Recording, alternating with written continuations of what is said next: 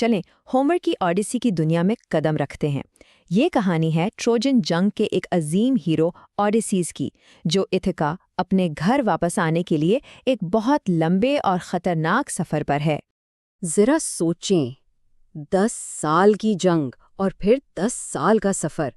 मतलब ओडेसियस को अपने घर से दूर हुए पूरे 20 साल हो चुके हैं। अब मजे की बात यह है कि इस पूरी दास्तान का नाम तो उसके नाम पर है, लेकिन शुरू में हमारा हीरो कहीं नजर ही नहीं आता। तो सवाल ये है कि उसकी कहानी आखिर शुरू कहाँ से होती है? और यही इस दास्तान का कमाल है। ये शुरू होती है हीरो से नहीं, बल्कि उस अफरा तफरी और कियोस से जो उसकी गैर मौजूदगी ने पैदा कर दी है। तो कहानी शुरू होती है जमीन पर नहीं, सीधा माउंट ओलंपस पर, यानी देवताओं के घर, जहां तमाम यूनानी देवता इकट्ठे हुए हैं और बहस कर रहे हैं। किस पर? हमारे गुमशुदा हीरो ओडेसियस की किस्मत पर। यहाँ होमर ने एक बहुत ज़बरदस्त टेक्निक इस्तेमाल की है, जिसे इन मीडिया रेस कहते हैं। इसका मतलब है चीज़ों के दरमियान में, यानी हमें कहानी बिल्कुल शुरू से नहीं बताई जा रही। हम सीधा उस वक्त कहानी में दाखिल होते हैं जब ओडेसियस के सफ़र को शुरू हुए एक अरसा बीत चुका है। तो देखें, यहाँ दो कहानियां एक साथ चल रही हैं। एक तरफ तो ओडेसियस बेचारा कैलिप्सो के जजीरे पर फंसा हुआ है, वो परी उसकी मोहब्बत में गिरफ्तार है और उसे जाने ही नहीं दे रही। और दूसरी तरफ ऊपर माउंट ओलंपस पर देवताओं में बहस छिड़ी हुई है। समंदर का देवता पोसाइडन चाहता है कि ओडेसियस को सजा मिले, लेकिन अक्ल की देवी अथीना उसकी वापसी के लिए जोर दे रही है।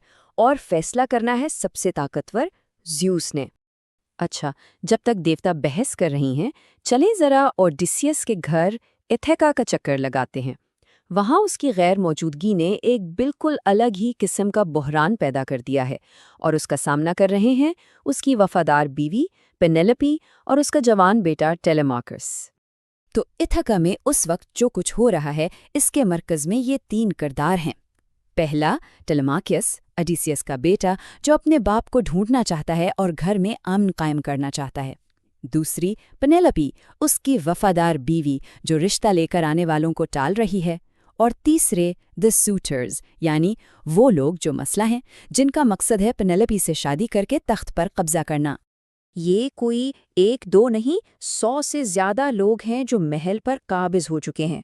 उनका काम बस ओडेसियस की दौलत पर ऐश करना है, सब कुछ खा पी कर उड़ा रहे हैं और पेनेलोपी पर मुसलसल दबाव डाल रहे हैं कि अब बहुत हुआ, ओडेसियस को मुर्दा मानो और हम में से किसी एक को अपना शौहर चुन लो। लेकिन पेनेलोपी भी अपनी अक्लमंदी के लिए मशहूर है।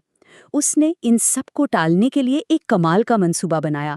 उसने वादा किया कि हाँ, शादी करूंगी, लेकिन पहले ओडेसियस के बूढ़े बाप के लिए कफन बन लूं। और फिर क्या हुआ? तकरीबन 4 साल तक वो दिन में कफन बुनती और रात को चुपके से उसे उधेड़ देती थीं, जब तक आखिरकार उसका राज खुल नहीं गया। अब ऐसे हालात में अकल की देवी अथीना मदद के लिए आती है। वो एक पुराने दोस्त का रूप धार कर जवान टेलेमाकस के पास आती है, उसे हिम्मत दिलाने। और सिर्फ हिम्मत ही नहीं, बल्कि एक ऐसा प्लान देती है जिस पर अमल हो सके। पहला, एक असेंबली बुलाओ। दूसरा, इन सब सूटर्स को निकलने का हुक्म दो। फिर पायलोस और स्पार्टा के लिए जहाज में निकलो और अपने बाप की खबर लेकर आओ। तो अथीना से ये मशवरा मिलने के बाद टेलेमाकस अब एक लड़के से आदमी बनने के सफ़र पर निकल पड़ता है। चलें देखते हैं कि अपने गुमशुदा बाप की तलाश में उसे क्या मिलता है।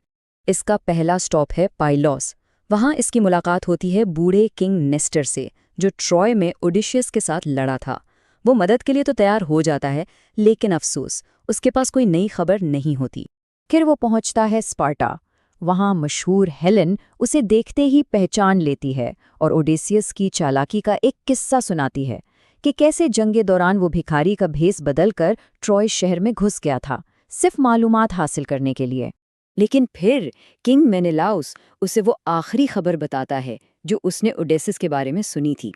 और ये कोई आम खबर नहीं थी, ये एक ऐसी कहानी थी जो उसने एक समुद्री देवता से लड़कर जबरदस्ती हासिल की थी।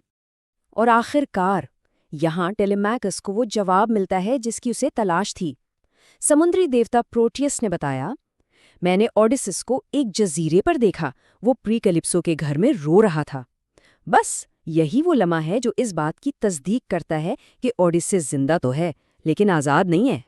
तो अब टेलेमेकिस को सच्चाई का एक हिस्सा मालूम हो चुका है और कहानी के सारे धागे आपस में जुड़ने लगे हैं। इथेका में एक खतरनाक साजिश बन रही है और ऊपर आसमानों में देवता आखिरकार कोई एक्शन लेने वाले हैं। लेकिन वापस इथेका चलते हैं।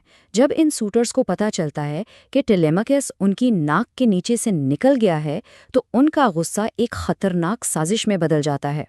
उनका लीडर एंटोनियस साफ साफ अपना प्लान बताता है, हम एक जहाज लेकर इंतजार करेंगे और जैसे ही वो वापस आएगा घात लगाकर उसे खत्म कर देंगे। तो अब ये मामला सिर्फ लालच का नहीं रहा, ये कत्ल की साजिश बन चुका है। लेकिन जहां नीचे जमीन पर इंसान कत्ल की साजिशें कर रहे हैं, वहीं ऊपर देवताओं का प्लान कुछ और ही है। और आखिरकार माउंट ओलंपस पर फैसला हो जाता है। देवताओं का बादशाह ज़्यूस एथीना की दरखास्त मान लेता है, लेकिन पोसाइडन को भी खुश रखना है तो एक शर्त रखी जाती है। शर्त यह है कि ओडिसियस घर तो जा सकता है, लेकिन उसका सफ़र आसान नहीं होगा। उसे अभी और मुसीबतों का सामना करना पड़ेगा। तो देवताओं के इस फैसले के साथ ही कहानी का पहला हिस्सा खत्म होता है और अब इतने लंबे अरसे के बाद फोकस आखिरकार इस शख्स पर आता है जिसके नाम पर यह दास्तान है, खुद ओडिसियस। इस फैसले पर अमल करवाने के लिए देवताओं के पैगंबर हर्मीज को कलिप्सो के जजीरे पर भेजा जाता है और पैगाम बिल्कुल साफ है, ओडिसियस को जाने दो। और जब हम ओडिसियस से मिलते हैं तो वो साहिल पर बैठा रो रहा है, अपने घर की याद में। जब कैलिप्सो उसे आज़ादी की खबर सुनाती है तो उसे फौरन यकीन नहीं आता। 10 साल की कैद और धोखों ने उसे इतना मोहतात बना दिया है कि वो कैलिप्सो से कसम लेता है कि कहीं ये उसे नुकसान पहुंचाने की कोई नई चाल तो नहीं। तो ओडिसियस आखिरकार आज़ाद है, लेकिन पूरी एक दहाई की कैद के बाद वो अब कैसा हीरो बनकर उभरेगा, ये सवाल है। और अब कौन सी नई आजमाइशें उसका इंतज़ार कर रही हैं, क्योंकि उसका असल सफ़र तो अभी शुरू हुआ है।